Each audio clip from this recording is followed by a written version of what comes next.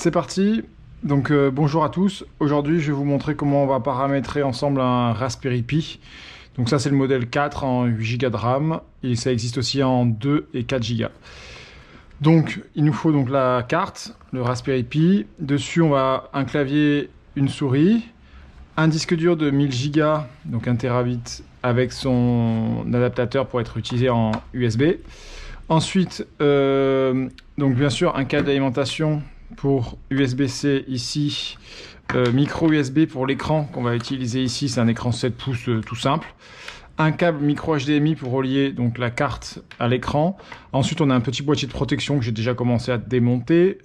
On a aussi donc un mini écran tactile qui peut se poser dessus avec un stylet. Donc ça sera pour plus tard, pour pouvoir, une fois qu'on aura utilisé les appareils, pour pouvoir faire des modifications rapides, par exemple, sans tout brancher.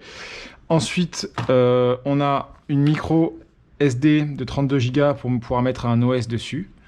Donc on mettra l'OS Raspberry Pi OS dessus. Et ensuite, 3 outils qu'on va apprendre à utiliser ensemble. Un Trezor Wallet, un Ledger Wallet. Et ça, c'est une clé pour le deuxième facteur d'authentification de la marque Yubico. Elles sont vendues une vingtaine d'euros, c'est pratique, ça marche très bien. Et donc du coup, je vais vous montrer comment ça marche. J'ai oublié aussi un mini écran de 64 par 64. Ça permet par exemple d'afficher des QR codes. Donc ça, je pense que ça sera pour un peu plus tard. Voilà. Au niveau de l'alimentation, moi j'ai pris tout simplement un adaptateur secteur avec USB normal et USB-C. Il fournit 20 watts, donc ce qui est largement assez pour l'écran et pour la carte. La carte pompe au maximum 15 watts, je crois. Bon, allez. Voilà, donc c'est parti. Je vais commencer à installer tout ça et on se revoit pour finaliser l'installation. Allez. On a notre écran paramétré, la souris en USB comme ça, la carte.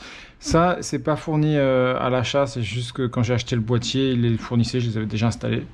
Le petit écran dont je vous parlais, en fait, qui lui vient se brancher comme ceci, mais j'ai fait le choix de ne pas l'utiliser de suite et de plutôt installer son boîtier. Clavier, donc ça, on va le pousser. Et là, voilà, on a tout ce qu'il faut et un ordinateur totalement fonctionnel. Donc, je vais venir brancher la carte ainsi que l'écran et c'est parti. Donc HDMI 1, il est du côté droit. USB-C, vous le mettez ici et on va voir des lumières qui s'allument et on est parti. Donc là, j'allume la souris, c'est mieux. J'allume l'écran avec son petit support fourni. Voilà, vous voyez là, on est parti. J'installerai ça un peu plus tard. Je vais juste vous montrer comment ça s'initialise. Dessus, j'ai flash l'OS Raspberry Pi OS. Et donc, ça va lancer l'interface. J'ai juste pour l'instant paramétré un réseau Wi-Fi.